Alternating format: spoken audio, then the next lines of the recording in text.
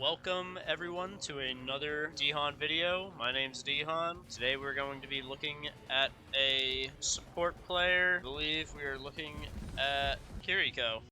Alright, so we're going to see how Kiriko functions on Junkertown. Personally, I would prefer Ana because of how long open sight lines are and the fact that we don't really have any flanking heroes.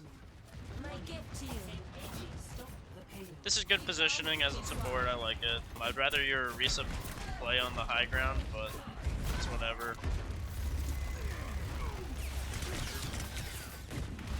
Definitely watch out for that Bastion up there. Yeah, so the reason we're losing this fight is just because our team's in a very, very bad position. Their whole team is positioned on this high ground, so they're able to see this Junkrat, he has no cover. Able to see, like, you got spammed out of your high ground, unfortunately. And then this Orisa is going to eventually back up to the point where she has no cover around her either. Ryan's got a low shield, but he's still got plenty of cover with it. And if I just slow this down, they're sitting on this high ground. Junkrat has trouble hitting people on high ground anyways, so he's going to have trouble poking out that Bastion. Orisa's using all of her cooldowns to stay alive, and unfortunately, now they're getting caught out into open land to where they're just going to get run over. Your team is forced to retreat because you have used all your abilities, and now it's just clean up on the two supports. So the main reason why this fight was lost was solely because of positioning. Your Orisa had to burn all of her cooldowns here, when she could have been poking them out here, and maybe if she wanted to take this fight here, maybe then she plays inside this shack area. So unfortunately, this is just a tank issue with positioning, and as Kiriko, you could have helped probably a little bit if you maybe positioned over here when the Bastion started pushing you out. That would force him to run over to this area, which there's a lot less cover. So you could have probably been a little bit more helpful as a support instead of playing in this corner where they have a Junkrat anyways that can just spam grenades into you. Play over here where they have to then play this side angle over here if they need to poke you out. Unless they're going to flank, which they don't have flankers on their team, so they shouldn't do that. Let's continue. Yeah.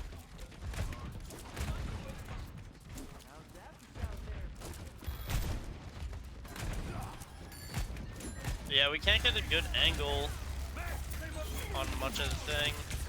Fighting, yeah, good teleport out. Fighting Bastion in turret form is never a good option. Unfortunately for this fight, we just weren't able to take a good grasp on the fight. So the high ground is good to take. Definitely good for the Torben people to be up here. I would probably have dropped with our Orisa here, though. Kiriko is not going to be a hero that benefits too much from sitting in the back like an Ana would. So if we dropped with our Orisa here, and then we maybe play here, we're able to apply more benefit than we did where you were. Yeah, because our Orisa's down there alone, and while our Orisa's down here alone, this Bastion just goes up on a flank and kills, you know, most of us, because we aren't supporting anyone from what we're doing. Even if we poked ourselves out more, I mean, they don't have any one-shot potential. Junkrat's spamming grenades up here, and they have Bastion, but it's not like they have a Widowmaker that we need to be scared of or anything.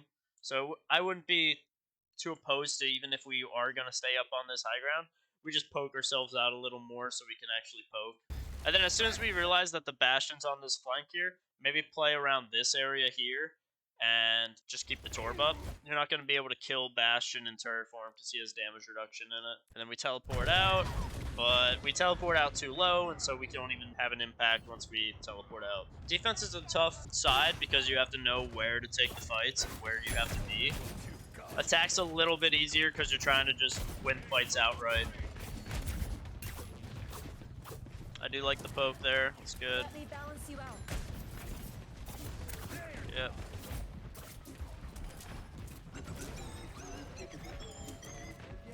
I would not go in a confined space with Bastion. I feel like it's easier for him to hit you with his ult. We also probably could have used Protection Suzu there just to save someone when that went down. Torbjorn probably wouldn't have died if we just stayed with him and used Protection Suzu when the rockets came down.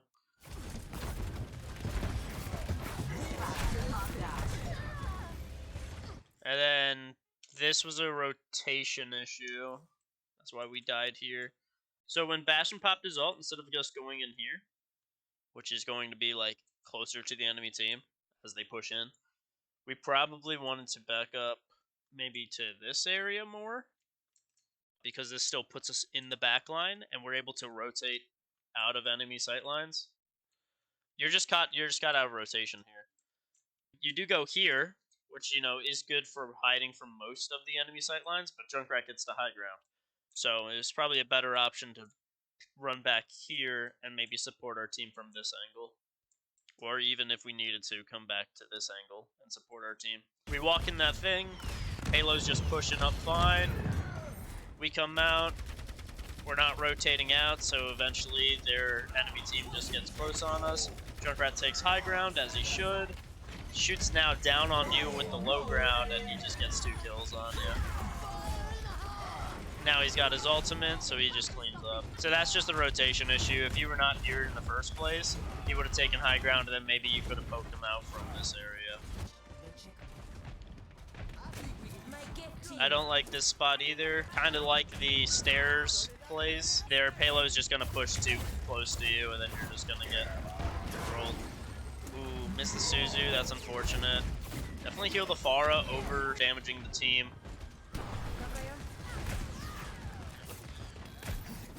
Unlucky, she staggers. That Junkrat staggers.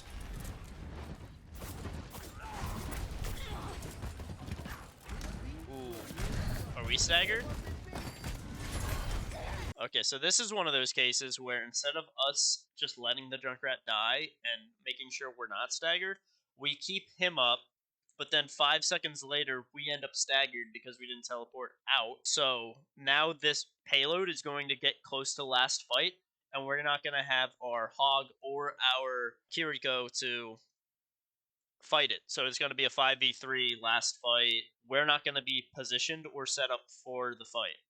So you always want to be grouping up before a fight takes place, so you actually have 5 people there for the fight. Because if I am correct, it's going to play that music that the payload's going to get close. Lucio wasted beat because they can't take a fight there anyways. Okay, I was gonna say, please don't swap. You have Kitsune Rush. We should definitely pop Kitsune Rush, though. I don't know why we're not. This is final fight, so...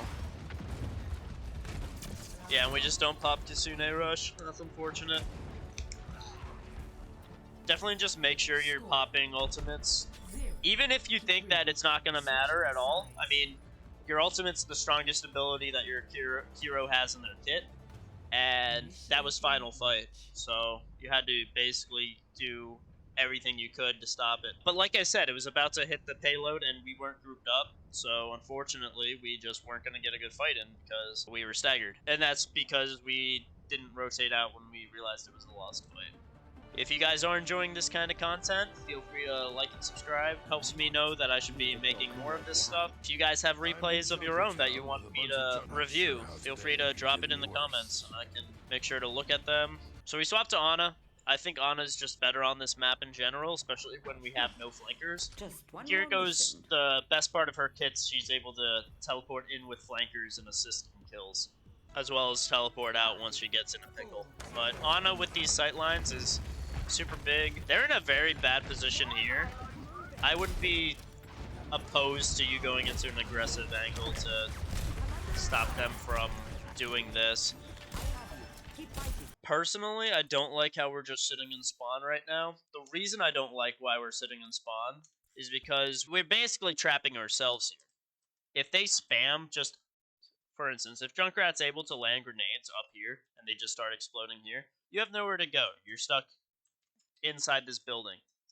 Instead, I would like it if we position maybe to here, because that would force them to round this angle where they have no cover to where you know, they could easily get picked out for overextending into aggressing you. Another thing we could have done is, because they're all positioned right here at the start, if we just walk up here and we land an anti-nade, that's going to scare them off real quick and they would back up because they can get absolutely no healing. And Soldier, as well as Junkrat, is going to shred through the Reinhardt shield with ease.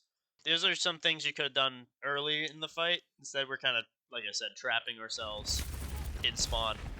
I do like the damage output we're doing, since our team doesn't really need much healing. It's good to poke him off. Unfortunately, we don't get 3 on him. It's unlucky. We get a pick. That's good.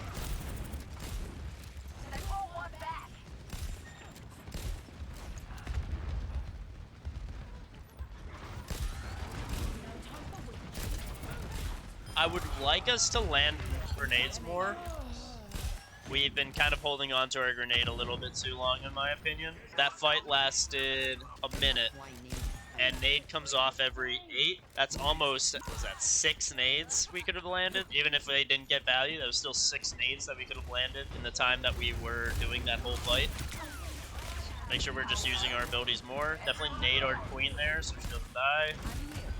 Alright, she doesn't need nade. If you nade the Reinhardt here, he stops swinging on her too. Make sure we're hitting more grenades, because I'm just not seeing much utility with Ana's kit. And if we are going to be healing like this, and doing kind of what I'm seeing, we're kind of just being almost a Moira playstyle, where we're just healing the team up and maybe throwing a damage orb in there or something, or even just doing some damage with Moira. So I would just rather see us land a few more grenades in our windows of opportunity that we see. Time to go on a rampage.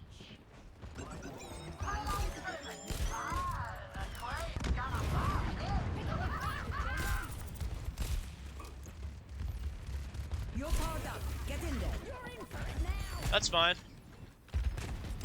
Let's take him to the wasteland. I think that nano was a little too early, to be honest, but it still gives us momentum to push. So I'm not against that. That's fine. Anything to win the fight. This is good positioning. I'm fine with this.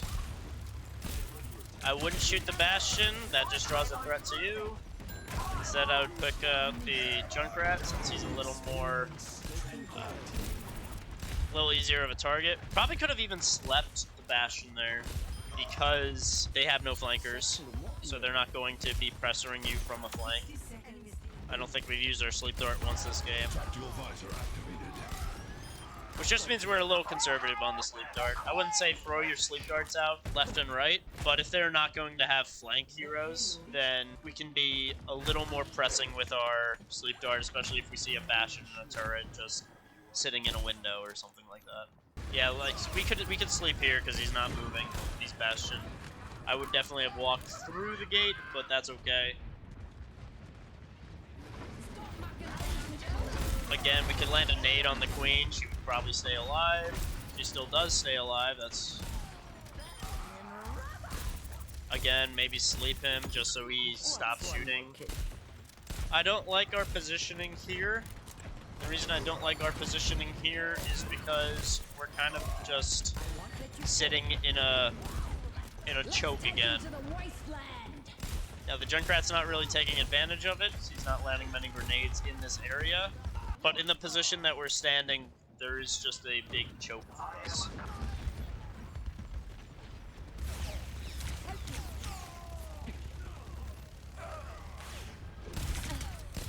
Yeah. And we just get pushed out because they're on the choke. This is probably a winnable fight. Like I said, Junkrat can spam his grenades in this area, and we're just kind of standing in that area. So if he did just keep spamming in this area, he's bound to get someone low, and someone can finish you guys off. I probably would have, as Ana, just went to this high ground, maybe poke out this Junkrat a little more. You know your Junkrat's not going to be able to hit those shots over there. Reinhardt pins in. We probably could have slept him. Maybe we get something off of that.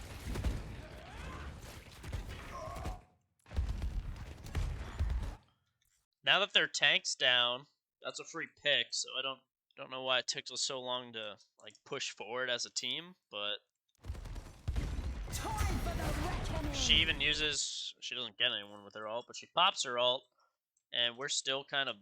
I think you're still backing up. But this fight is... seems to be won.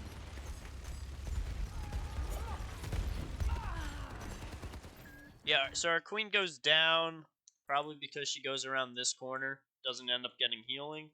Yeah, we could have definitely pushed up to... Like, if we were here, for example, we would have been able to heal her, easily. And probably even land a grenade, like, right in here. Maybe anti someone that's coming through that door. Not to mention, when they do rotate up here, we'll be up here for a sleep. So, I think our positioning here is just not optimal for the situation that we have. Us being up in this location would have given us a lot more utility as well as sight lines on the entire point. Our queen goes down, so now we're losing this fight, and the Bastion decides that now he can take high ground, and he pushes everyone out because he's on high ground and no one is focusing him. Reinhardt also comes back, so now they have a tank on point. So we now need to identify that this is a losing fight, and back up before we get staggered ourselves. I probably... Okay, yeah. I would have nanoed her as soon as she got shattered, but that's me. You mentioned that it's an accident that you nano these, and yeah, that is just unfortunate. I don't know why we haven't landed a nade in this fight yet, though, just to turn the fight at all. We're not really using our utility to the best of its ability.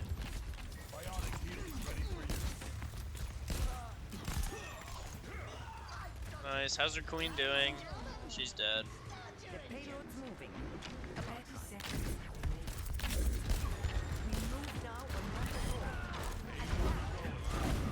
Nice.